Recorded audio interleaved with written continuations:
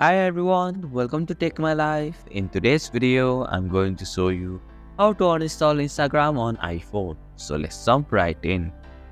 First, locate the Instagram app on your device. Tap the Instagram app and hold on to it until a menu appears. In the menu that appears, select the Remove App option. Choose the Delete App option to confirm that you want to uninstall Instagram. Finally, tap on the delete option and now Instagram will be uninstalled from your device. And this is how you can uninstall Instagram on iPhone. Thank you for watching Take My Life.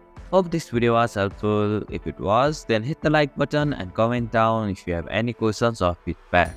Also, if you are new to our channel, please subscribe and hit the bell icon so that you don't miss our upcoming videos.